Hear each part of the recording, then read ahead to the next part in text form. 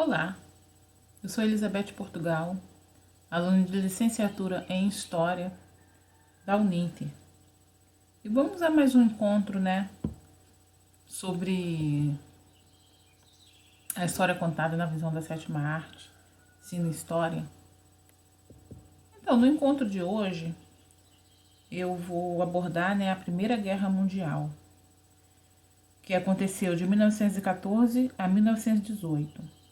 A Primeira Guerra Mundial foi o resultado dos atritos permanentes provocados pelo imperialismo entre as grandes potências europeias. O conflito durou 4 anos e começou em 28 de julho de 1914 e terminou em 11 de novembro de 1918, com a vitória da Tríplice Entente, formada por França, Inglaterra e Estados Unidos. A Grande Guerra, como era denominada antes de acontecer a Segunda Guerra Mundial, foi um conflito em escala global.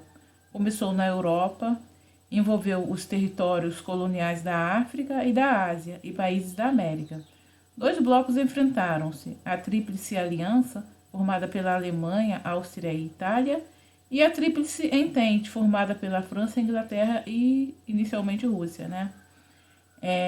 A contenda envolveu 17 países dos 5 continentes, como Alemanha, Brasil, Áustria, Hungria, Estados Unidos, França, Império Britânico, Império Turco Otomano, Itália, Japão, Luxemburgo, Países Baixos, Portugal, Reino da Romênia, Reino da Sérvia, Rússia, Austrália e China.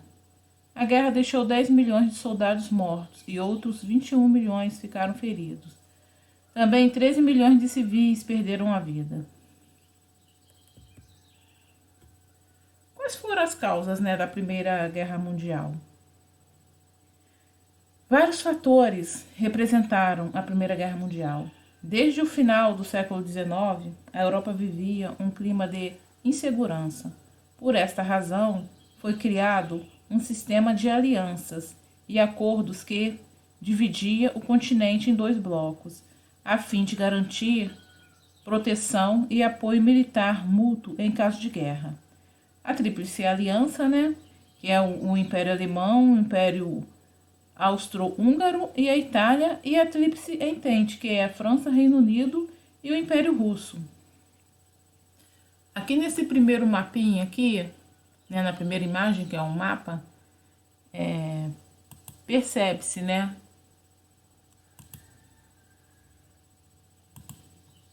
os países, que faziam parte da Tríplice Aliança, que é o azul mais fechadinho, que é a aliança, como eu falei, Império Austro-Húngaro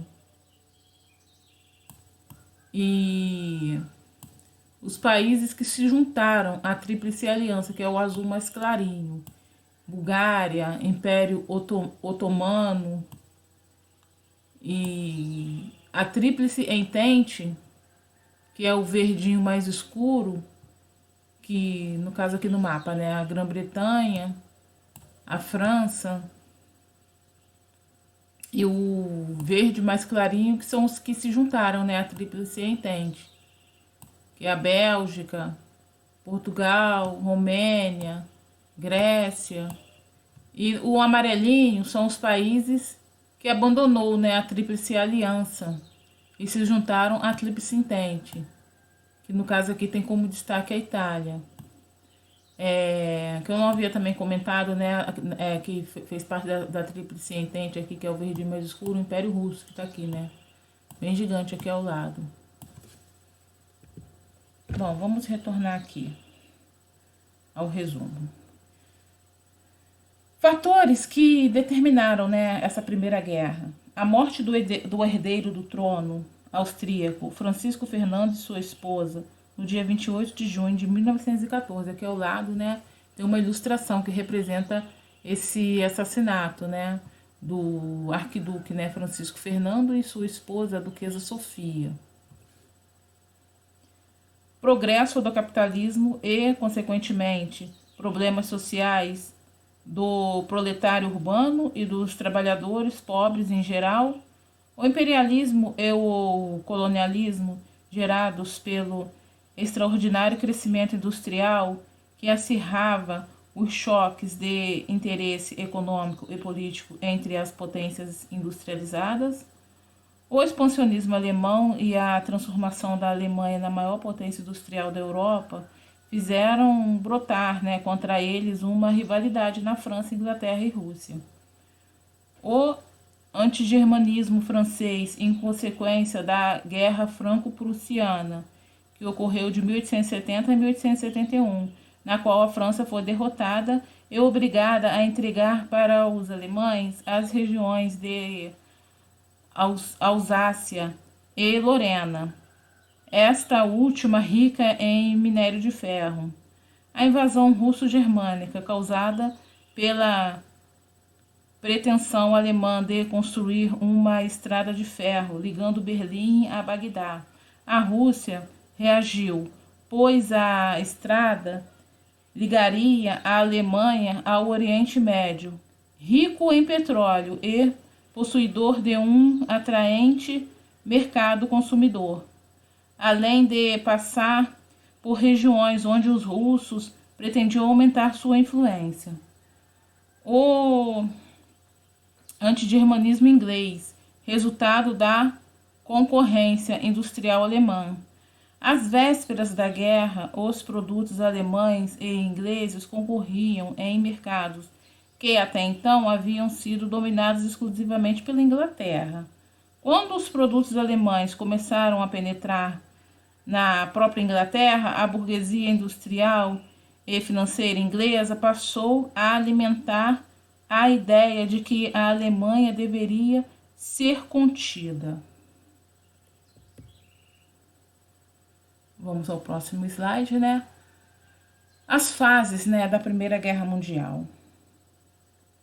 No começo do conflito, as forças se equilibravam em número de soldados, mas se diferenciavam em equipamentos e recursos. A Tríplice Entente, por exemplo, não tinha canhão de longo alcance, mas dominava os mares, graças ao poderio inglês. Os tanques de guerra, os encouraçados, os submarinos, os obuses de grosso calibre e a aviação, entre outras inovações tecnológicas da época, construíram artefatos bélicos de grande poder de destruição. Com artilharia pesada e 78 divisões, os alemães passaram pela Bélgica, violando a neutralidade deste país. Venceram os franceses na fronteira e rumaram para Paris. O governo francês transferiu-se para Bordeaux e na Batalha de Marne conteve os alemães que recuaram. Depois, franceses e alemães firmaram posições, cavando trincheiras ao longo de toda a frente ocidental. Protegidos por arame farpado, os exércitos se enterravam nos buracos, onde a lama, o frio, os ratos e o tifo mataram tanto quanto as metralhadoras e os canhões. Este momento de conflito é chamado de Guerra das Trincheiras. Existe um filme recente chamado 1917 e que é focado basicamente nesse período da guerra, onde dois soldados, vão de um lado ao outro, da guerra, para levarem um aviso, não vou me estender aqui no caso na sinopse do filme. Eles passam pelas trincheiras, o caminho deles, em sua maioria, basicamente as trincheiras. É um filme muito interessante, apesar de não ser o filme que eu vou indicar no final do nosso vídeo. É um filme também que vale a pena ser conferido. Em 1917, os Estados Unidos, que se mantiveram fora da guerra, apesar de emprestar capitais e vender armas aos países da Entente, principalmente a Inglaterra, declaram guerra à Alemanha. Neste mesmo ano, a Rússia saiu do conflito por conta da Revolução Russa de 1917, que derrubou o czar e implantou o regime socialista. Aqui na primeira imagem, né, são os soldados nas trincheiras, e aqui na segunda imagem é uma espécie de panfleto, né? Porque durante a guerra as campanhas publicitárias viraram armas tão poderosas e decisivas quanto as metralhadoras, os canhões e tanques submarinos, né? Era uma forma deles chamarem, né, as pessoas para se alistarem, né? E assim combaterem, né, na guerra. Quero você no exército dos Estados Unidos. Consequências da Primeira Guerra Mundial. Embora a Alemanha continuasse sofrendo sucessivas derrotas e seus aliados tivessem se rendido, o governo alemão continuava na guerra. Esfomeados e cansados, o povo alemão se revoltou e os soldados e os operários forçaram o czar, né, que era o imperador, a abdicar.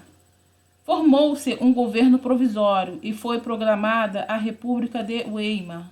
No dia 11 de novembro de 1918, o novo governo assinou a rendição alemã. A Primeira Guerra chegava ao fim, mas a paz geral só foi firmada em 1919, com a assinatura do Tratado de Versalhes. Entre os termos do tratado estava a cessão de regiões do território alemão para as nações fronteiriças. A Alemanha também perdeu suas colônias africanas e a República de Weimar foi obrigada a aceitar a independência da Áustria. Igualmente, teve que pagar uma indenização de 33 milhões de dólares pelos prejuízos causados pelo conflito. Os termos foram considerados humilhantes e foram usados para provocar a queda da República de Weimar. Na verdade, eu não sei se a pronúncia correta é República de Weimar ou Weimar. Enfim, em 1933. E a posterior consolidação no poder de Adolf Hitler e do nazismo. Sendo assim, em 1939, pouco mais de 20 anos depois, provocaram a Segunda Guerra Mundial. As reações aos efeitos do tratado estão entre as principais consequências da Primeira Guerra Mundial. A Grande Guerra deixou profundas consequências para todo o mundo. Podemos destacar: redesenhou o mapa político da Europa e do Oriente Médio, marcou a queda do capitalismo liberal, motivou a criação da Liga das Nações e permitiu a ascensão econômica e política dos Estados Unidos. Aqui veremos na primeira imagem o Tratado de Versalhes, né, que foi idealizado, né, em 1919. Aqui na segunda imagem é um jornal português que anunciava, né, naquele 11 de novembro de 1918, o fim da Primeira Guerra, a derrota da Alemanha. Chegou finalmente a hora do triunfo, ou seja, o fim da Primeira Grande Guerra.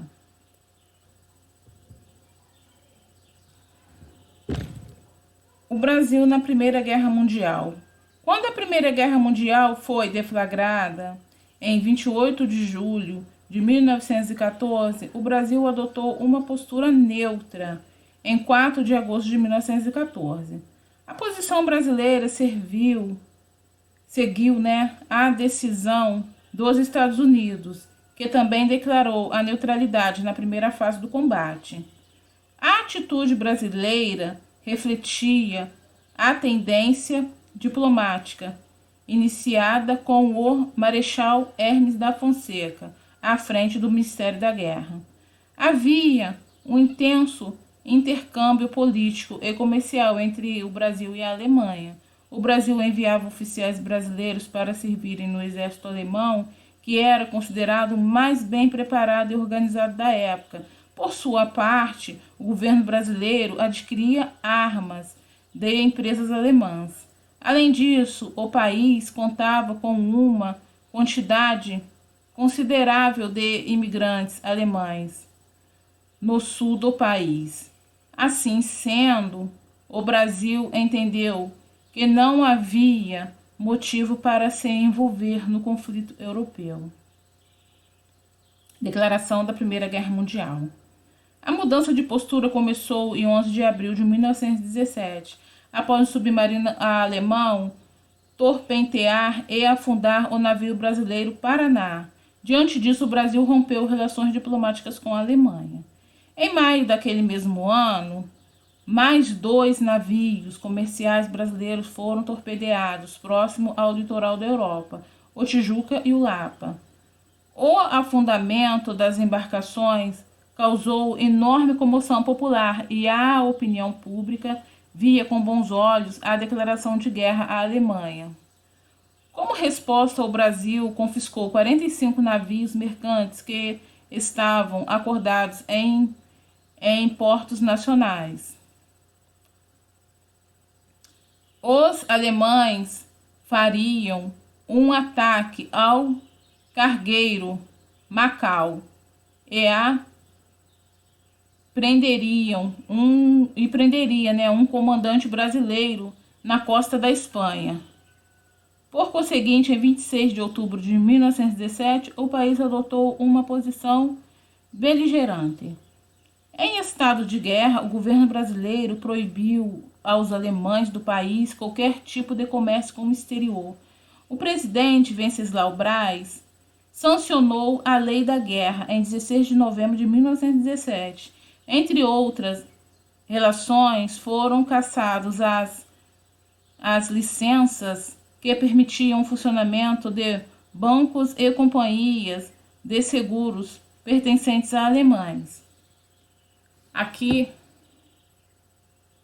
na primeira imagem, o presidente da República, Venceslau Braz, declara a guerra contra o Império Alemão e seus aliados. Ao seu lado, o ex-presidente da República e ministro interino das Relações Exteriores, Nilo Peçanha, e o presidente de Minas Gerais e futuro presidente da República, Delfim Moreira. Aqui ao lado, um jornal da época, datado de 26 de outubro de 1917, que anuncia a entrada do Brasil na Primeira Guerra, o Brasil na Primeira Guerra. Participação do Brasil. O Brasil foi o único país da América do Sul a entrar na guerra, na condição de combatente. Os governos da Bolívia, Equador, Uruguai e Peru limitaram-se a romper relações diplomáticas com a Alemanha. Já o Chile, o México, a Venezuela, Paraguai e Argentina permaneceram neutros.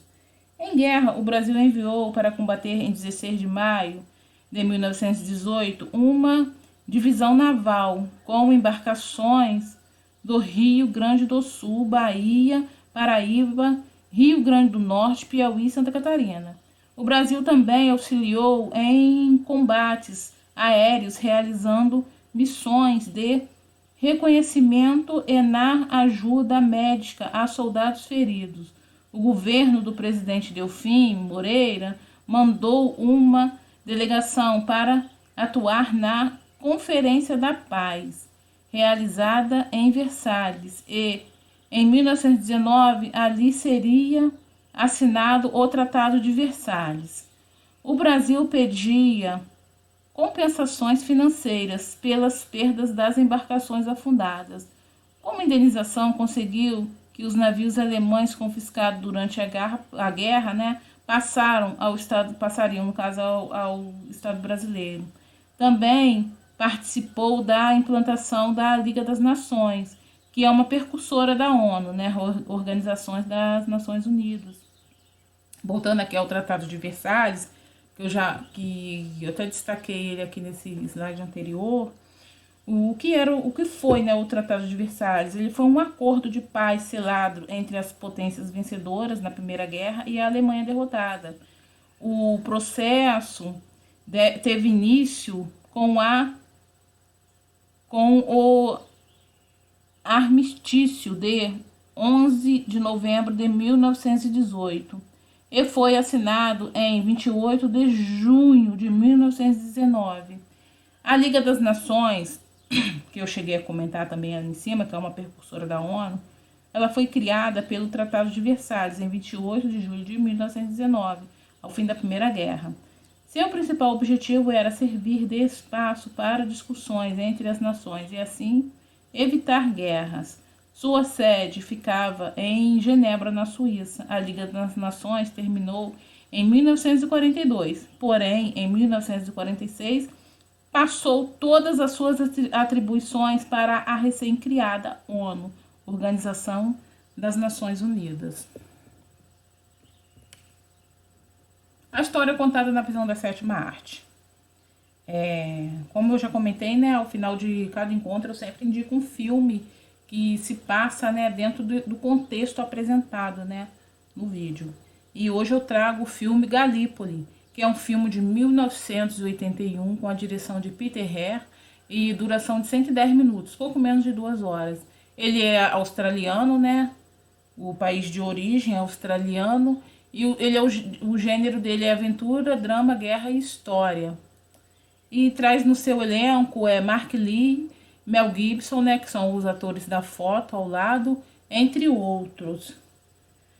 A sinopse do filme, né? Archie Hamilton é uma das maiores promessas das pistas de corrida da Austrália. Durante uma competição, ele faz amizade com Frank Dume. No caso, o Hamilton e o Dume são, no caso, os dois atores, né, principais.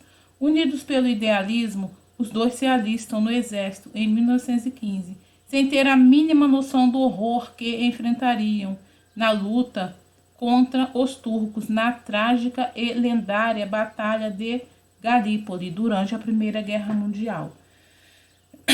Na verdade, né, só para os australianos esse nome Galípoli tem um sentido maior. Foi ali numa península da Turquia que durante a Primeira Guerra 7.800 jovens soldados australianos foram massacrados num ataque estúpido e inútil, morrendo por uma guerra que nem era deles, mas da Grã-Bretanha, né? O diretor do filme procurou não fazer uma fita de tese, mas de entretenimento. A luta só entra no final e a maior parte do tempo mostra os dois rapazes, né? O Frank e o Archie, né? Na sua trajetória no interior do sertão australiano, até as manobras no Egito. Além disso, o filme aproveita um tema sempre atraente, as corridas. Ambos são corredores, mas isso vai ter uma função dramática ao final, quando Frank se torna um mensageiro. Então, dessa vez eu não trouxe, né, a partir de agora eu não vou mais trazer os trailers embutidos, porque os trailers estavam travando muito, então eu preferi não acoplar mais o trailer nos slides. Mas aí abaixo, né, no vídeo tem o link para o trailer e também tem o link, né, para quem quiser assistir o filme, que vale muito a pena.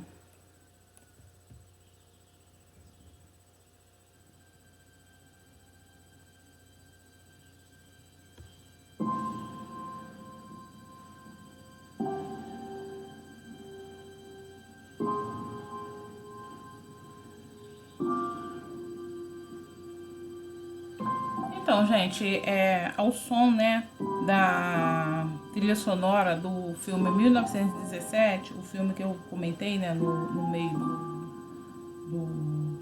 do vídeo, eu encerro aqui até esse encontro. Gostaria de agradecer a todos, né, que chegaram até aqui, e gostaria de pedir, né, se possível, que vocês deixem o nome completo, e-mail, né, para que o nome de vocês entre na lista de presença, né, para que o curso possa ser validado.